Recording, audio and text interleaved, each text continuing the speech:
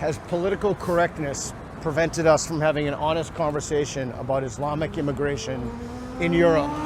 Well, yeah, it's not only prevented us, it's basically handicapped us on a number of topics, amongst which is the one you just mentioned about Islamic immigration in Europe.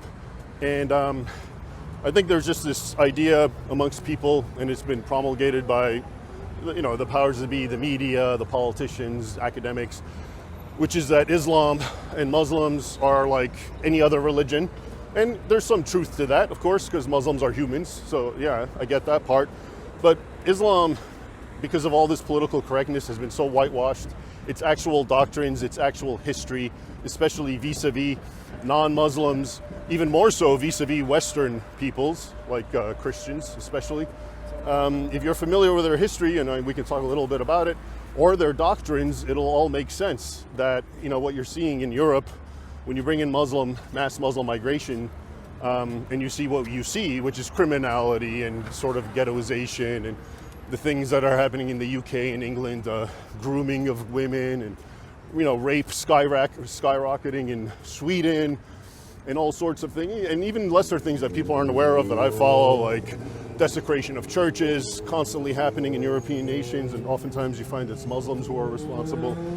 All of this actually has a long history, and it's not just a long history, but it actually has it has a doctrinal foundation. Okay, so what about the claim that we constantly hear, excuse me, that Muslims and Christians lived in peace and harmony for centuries? Yeah. Is that not correct? No, that's a big fat lie. And I'll actually give you a nice quote from a well-known, prestigious professor, John Esposito of Georgetown University, where I went for a time when he was a teacher there, but he has it written in a book. And he basically says 5 centuries of peace between Muslims and Christians elapsed before a political papal power play led to a series of so-called holy wars that have left a legacy of misenduring and mistrust from Muslims towards Europeans. So what he's basically saying with that quote is that before the First Crusade, which was called for in the year 1095, and from the beginning of Islam, which the first year of Islam is 622, so from 622 to 1095, the supposed 5 centuries, he's saying there was nothing but peace. And that is absolute bunk, because what happened in those centuries, just the first century actually, from 632 to 732, Islam actually violently conquered 3/4 of what was once Christian territory. People forget that all of the Middle East and North Africa, from Greater Syria, which encompasses modern-day Israel, Jordan, Lebanon, etc., to Egypt, all the way west to Morocco, not only was that Christian, that was more Christian than Europe. That was where Christianity was. This is why Constantine moved the capital from Rome to the east, to what, New Rome, Constantinople. So in that 1 century, through violent force, Muslims conquered and annexed all that Christian territory. And then they went and conquered Spain in 711. And then I give you that 1 century, 632 to 732, because in 732 you have the Battle of Tours. You have Muslims in the middle of France committing horrific abuses and atrocities and burning churches and raping women and enslaving people. Okay, and so my point is, and yet you have professors telling you that before the First Crusade everything was fine, Muslims did nothing wrong. In 1 year alone, in 1009, one Egyptian Fatimid caliph destroyed 30,000 churches. I mean, wrap your mind around that. 30,000 churches, which, first of all, that underscores how Christian Egypt and Syria was, like I was saying. But also, it just shows you the sorts of persecution that was going on, and which is what led to the First Crusade. That's what they don't want you to think that that Muslims did something to provoke the First Crusade. Okay, so we have 2 things going on here. We have doctrine going on, and maybe you could talk about Islamic doctrine. Sure. And that doctrine is interpreted differently, in the stands, which means land, Turkmenistan, what have you. That's a very different kind of Islam than the world's largest population was Indonesia, or Sunni Shia. Mm-hmm. So we have doctrinal issues, and then we have historical issues. Right. So can you unpack the historical issues first? Sure. Before we go on to the doctrinal issues? Yeah. So the historical issues I sort of already touched on with the first century, but basically, one of the ways I like to explain Islam is it's basically the genius of Muhammad is that he took the pervading tribalism of his society, 7th century Arabia, and he deified it. Okay, so what is tribalism? Tribalism is us versus them, right? Me and my family and my brothers and then my cousins versus that group, right? That's pure tribalism. And that's how basically tribal peoples and pastoral types of people have always lived. They fight and kill and prey on the other, all right? To be outside of the tribe is the enemy. Yeah. So what Muhammad did is he took that concept, but now it was no longer about blood or race or people. It was about who's a Muslim, who's part of our group, okay? The word, who's part of Islam, who's a follower of Allah and the Prophet. And so, and this is why if you actually look in the sources as I have, and I've kind of spelled it out in some of my books, the earliest Muslim converts, whether they were Arabs or the Turks or the Tatars, meaning Mongols, or the Berbers, the thing that highlighted their whole existence was just jihad. Because what they did is they continued raiding on the others, but now the other was anyone and everyone who's not a Muslim. And then on top of it, not only were they doing what they always did, but now they were considered holy warriors, and they're God's beloved, and they go to heaven, and they get martyred, and they get the 72 virgins, etc., etc. So it actually, it's an incentivization. It amplified tribalism. Yeah. Okay, and so anyway, that's a sort of like backdrop of the appeal of Islam from the very start, and why also a lot of different tribal peoples embraced it wholeheartedly. It's the same thing with the Turks. So I was talking about the first century, the Arabs. Before long, the Arabs waned, and then the Turks became the new standard bearers of Islam, basically the new jihadists, essentially. And it's the same thing with them. You look at their earliest oral epic, it's called Dedi Korkut, and you read about their exploits, and it's all about, and all they do is they boast, I burned the church, I beheaded the priest, I took many slave girls. I don't mean to laugh. No. I'm sorry. No, but wait, it gets better. And I took many slave girls, and then I worshipped Allah. So like the whole point is, the Turks continued doing what they were doing, but now it had a pious veneer, right? Yeah. Now it had like a religious element to it, which now they're the good guys for doing all that. Yeah. Okay. So I want to. So let's talk about doctrines, and then I'm going to push back on a few things. So, tell me about Islamic doctrine.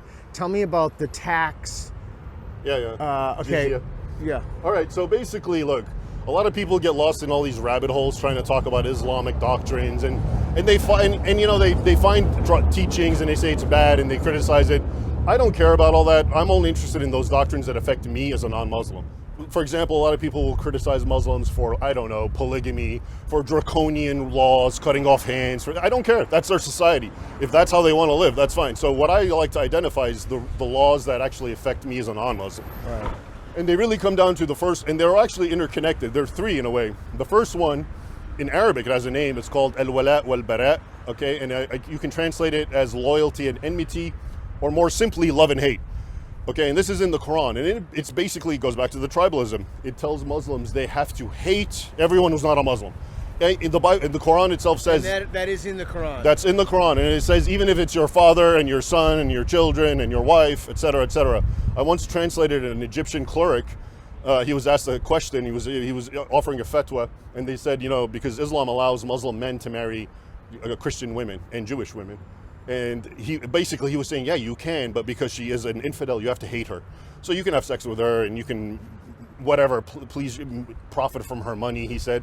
But as long as you have to keep the hatred in your heart for her, and you have to show her that you hate her. So, but what about the claim that, these are just a bunch of, a few fringe lunatics, and a fatwa is just a legal verdict, and it's not it's extra Quranic? It's in the Quran. What I'm telling you, that is a fatwa, but the fatwa is very much based on a verse in the Quran that says you have to hate non-Muslims.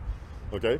So, there can be any legal quibbling about it, but that verse is there, and it's a well-known doctrine, and it's what really is the most divisive thing, and which creates that sort of tribalism. So first of all, there's hatred, and the teachings are such. So there's a verse that says this. You can cooperate with an infidel or even be their friend as long as you're doing it out of taqiyya. And taqiyya is a word which means fear and dissembling, and anyway that has led to another doctrine which means you can befriend a non-Muslim, you can act like you're their friend, you can do everything, but you have to have in your heart hatred for him. And so if you're in a weak position and you can't show the hate or live the hate, fine. If it's dangerous for you, if you're living around infidels in, let's say, Budapest, then you have to internalize the hate, but it has to be there. Okay, so this is a Quranic doctrinal principle. It's not some Salafi or Wahhabi made-up thing or ISIS or Al-Qaeda. It's there. The only problem is those guys champion it, whereas other Muslims, they don't want to talk about it. Maybe they don't follow it personally, which I get that. Would they be like, have you heard the phrase cafeteria Catholic? Yeah, it's like exactly. Are they cafeteria Muslims? Sure, they just kind of pick and choose? You have that too, but see, to me, the word moderate Muslim is just inaccurate. It's kind of an oxymoron. I don't think that exists. What you do have is secular Muslims and cultural Muslims and cafeteria Muslims. Yeah. But there's no moderate Muslim. To me, that's something of an oxymoron. Okay, what about like Ann Arbor, Michigan? That's filled with, there's a very high Muslim population there, and they're not blowing shit up. Yeah, okay, because it comes down to, you asked me about doctrines. I'm telling you the doctrines. That doesn't necessarily mean Muslims are following it, or it could be that they're waiting and they're biding their time. I always differentiate between doctrines and people. Same thing with Christianity and Judaism. I can clearly talk about doctrines within all religions, but at the same time, that doesn't equate every follower doing it, right? Okay, so back to Islamic immigration. Well, wait, let me finish sorry, go ahead. Yeah. So the first one is the hatred. And then the second thing is the hatred manifests itself, obviously, into what is called jihad, right? And jihad is warfare against the infidel in order to subjugate and kill or bring them to, the light of Islam or whatever. Jihad isn't just, we go to warfare with the non-Muslim. The hatred's there. So you already have so much incentive because as a little child, you've been taught to hate the non-Muslim. So is there a hierarchy of hate? Yes and no. I would say no, starting because when it comes down to the Quranic teaching, the non-Muslim is the enemy who's to be hated. Now, I have to give you some Arabic terminology, which is much richer. So the Arabic word that is habitually used in the Quran and in Islamic scriptures is for what we say infidel is kafir. And that word has so many negative connotations, so it's unfortunate because in English Quran translations, when that word is there, they just translate it as unbeliever or non-Muslim, which sounds very neutral to a Western ear. But it's actually so loaded with, to say that, even jokingly, I remember I was amongst Muslims and I said something like, oh yeah, I'm a kafir. And they were just like, they just recoiled. It's such a horrific thing to say. But that is how every non-Muslim is described, as a kafir. But then, some people play this game and they tell you that Christians and Jews are the people of the book, because there are, in fact, in the Quran, they're described as scriptuaries, the people of the book. And so Christians and Jews are still to be hated because they're non-Muslims, and they're still to be fought in the jihad. And now we come to what you were asking about, which was the tax and the discrimination, the jizya. They have to be fought until they either convert or they embrace living as second-class citizens and pay tribute, which is it's basically extortion money. It's called jizya, and that's founded on Quran 929. So basically, the hierarchy is, now how does that translate practically into the real world? It translates into, we hate Israel more than anyone because of what's happening. So you see what I'm saying? Okay, yeah, I was based on whatever the circumstances is, then that infidel becomes the one that's especially hated. So and correct me if I'm wrong, it's my last look, it was either 11 or 13 countries, Muslim countries, the punishment for apostasy is death. Right. I'm not sure the number, but I can tell you that is the Islamic prescription. That is what Muhammad said in what's considered a canonical hadith, which to most Sunni Muslims, who make up 90% of the Muslim world, is basically equivalent to the Quran. And he said, whoever leaves Islam, kill him. But within Islam, there's other teachings. It's, and this is where it gets a little nuanced. So there's 4 schools of Islamic teaching. They're called madhabs. And some of them embrace the killing. Others say, well, first you give him a chance. Second, you put him in a room and starve him. Third, you beat him. And then fourth, you kill him. So that's the nuance. So what we saw happen in Syria very recently, when they went around killing the Christians and Alawites, and the legacy media portrayed that as Assad sympathizers. Yeah. turns out that was simply not true. Yeah. They were just going after Christians. Absolutely, and that what you just described has happened countless times in the modern era, where Muslims kill Christians, and the media dissembles in so many different ways. And I've actually I have a whole book that I talk about how they dissemble, and it's I'll give you one example. When 21 Coptic Christians were beheaded in Libya in 2015. Remember that, yeah. Yeah, you remember that? That was like that got some media attention, but it got like 1/10 of the media attention of what happened at the same time, which was a gorilla that got killed in a zoo. I forget his name, Hampy or whatever. So it just gives you an idea. 21 people who rather than renounce their faith were beheaded, got 1/10 the actual coverage of a gorilla getting killed. Okay, so I feel you're the type of guy. I don't have to give a trigger warning or say to be offended, but I'm going to ask you some questions now. All right. Just be careful because we're on a bridge. All right. So we started talking about Muslim immigration in Western Europe, the failure to have an honest conversation about that. Right. And I don't mean that that's universal, but it's largely cultural. I mean, some people like Matt Goodwin are talking about it. The Reform Party's bringing it up. Mm-hmm. Some people are talking about it. Cultural commentators like Carl Benjamin. Right. So we're not speaking honestly. Eric Kaufman has some really interesting things about crime rates, who contribute to the treasury, incarceration rates. Right. So why do you think we're not speaking honestly about the problem? Because one of the reasons is I'm sorry. And Jews fleeing. I meant to say that too. Right. Yeah. I think one of the reasons is, look, and this has to do with sort of what's been going on in Western peoples. I think this idea, one of the biggest taboos and one of the things that everyone's terrified of that answers this question is Western people, which is to say white people by and large, have been so brought up to be in terror of the word racist, okay? So they're so scared that someone will think they're racist or call them a racist that they've just, and Muslims tend to be an exotic religion, they're mostly brown or black, so if you say anything against them, boom, you're a racist. So I think that is one of the reasons that has really silenced people. This is why in England they'd rather give up their daughters to get raped rather than report the truth because they're scared of being racist, okay?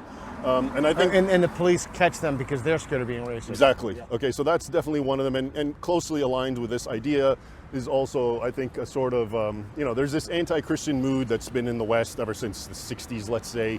So there's a sort of sympathy towards any religion other than Christianity. In this case, it would be Islam. Okay, let's go back to the first reason. Okay. And this is why I gave you that kind of semi-trigger warning. Okay. So it's hard to state this exactly without sounding like a total asshole, but don't they deserve it? Who's they? Well, don't the cultures that let this happen to themselves deserve, because isn't that just kind of... You're saying like the countries that let this happen to themselves deserve it? Well, yeah, I mean, if they're democracies. Yeah. I'm actually not unsympathetic to that position because I've felt the same way. I know there's most of what I write about in our research is the historical Islamic assault on Western civilization in Europe. And those people, the forebears of today's Western descendants, fought tooth and nail to protect their people 100%. And their culture and their religion. And you're letting millions of now Muslims their descendants are doing the exact opposite, and they're suffering accordingly.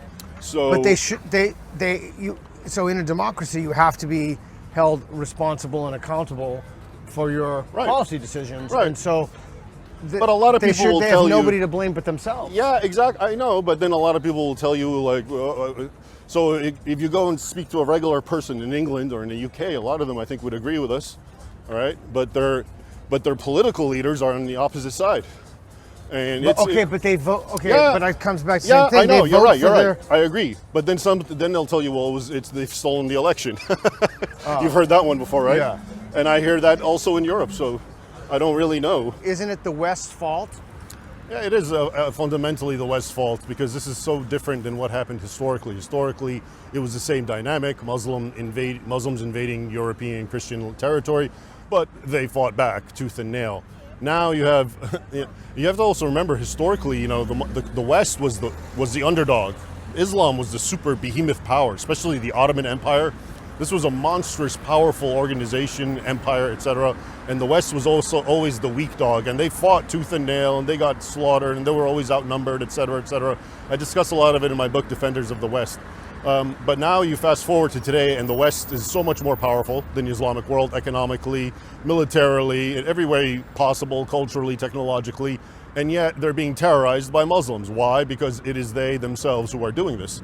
They've opened their doors, they've shut down all debate.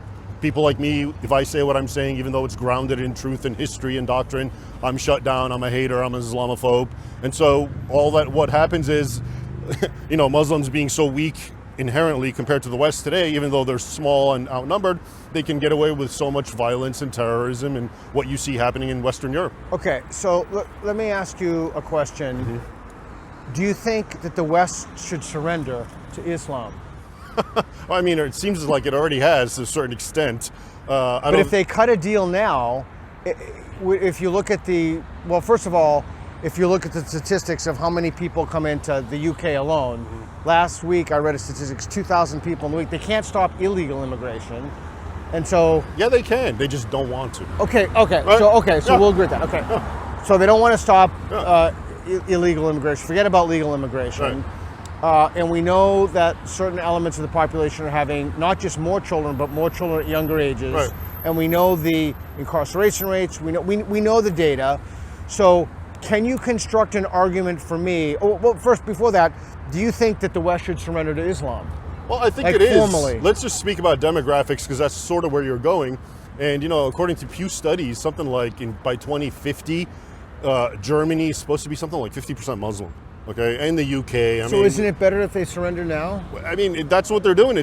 I've actually... a formal surrender. I've never let's just say this. Have you ever seen a civilization or a society, let's say white people, I know it's politically incorrect, okay, white Europeans, they make up something like 3% of the world's population. Yeah. And yet they're the ones who are always expected to and comply with opening their doors to everyone and suppressing their culture, their religion, their way of life to accommodate everyone, though they're only 3%. I mean, I often say jokingly, but maybe it's not a joke, like I'd like to see reservation parks for white people, because they're on their way to extinction, really. And it's all self-done. It's amazing. Nothing like this has ever happened historically where a group of people go out of their way to kill themselves. Okay, well, someone could make the argument that they deserve it, but they deserve it if they're doing it to themselves, yeah. Okay, yeah. So... I mean, you want to kill yourself. People who want to commit suicide, I don't fight with them. You want to kill yourself, it's all right. Go ahead. Yeah, Gad Sad calls it suicidal empathy. Okay, so what do you think about the idea that the West should surrender to Islam and cut themselves a good deal now before it's too late? Are you being facetious or you're serious? Well, I mean, what do you think about it? I think I've written about this. I've because argued if you're going to surrender like you're saying, that means I would do that if it's absolutely too late and you have no way out. And that's sort of what you're implying. I think there is still a way out. What would that be? Grow some balls. But that's not going to happen. You know that's not going to happen. No, it could happen. I mean, it's still, there's pockets of sort of, I don't want to say resistance, but and a lot of this actually really goes back to the complete and total emasculation of man, mostly Western man. And really, this is the root source of it all, that, you have men in Europe who can't even protect their women folk from invaders, like I said, in England, because they don't want to be called names, okay, racist or something like that. So, yeah, I mean, if it gets down to it where they have no choice and you better cut a deal. And you think they have a choice now? I think they still have a choice. Will they do it? I don't know. I think it's going to get worse before it can get better. And I think a lot of the regular people in Europe empathize and agree with what I'm saying, but their leaders don't. So really their biggest problem, European people, is not Muslims, it's their own leaders. That's where it all starts, and that's the source of it. Okay, I'd like to invite someone on the show who disagrees with you. Who should I invite for another perspective? Oh, I'm sure there's a lot of guys like that. I don't usually consort with them. I find them despicable, so I'm not a good person to ask. But let me think. I can get back to you. I mean, they're actually a dime a dozen. You're talking about Muslim apologists. Well, I'm talking about someone who has to have some credentials, like you've written books, you're a fellow at a think tank, right. You have So an someone who would impeccable say, scholastic and someone academic. who would say what? That the West needs more Muslim migration, Islam means peace. Islamic sort of thing? migration isn't a problem. I'd Go like to to have any that university. Go to any university Islamic Studies department, and any of those guys will tell you that. Okay. If people want to find your work, where can they find you? Well, my website, RaymondIbrahim.com, has a lot of things. I've also started a YouTube channel, so go and follow me there. And also my books, Sword and Scimitar and Defenders of the West, really cover a lot of what I've discussed best-selling with books, you. too. They are best-selling books, yeah, I'm grateful for that. So yeah, my website and my YouTube channel, which is my name, the Holy War channel, it's called. Excellent. Thank you for taking the time, Raymond. My Appreciate pleasure, it. Peter. Thank you. Yeah.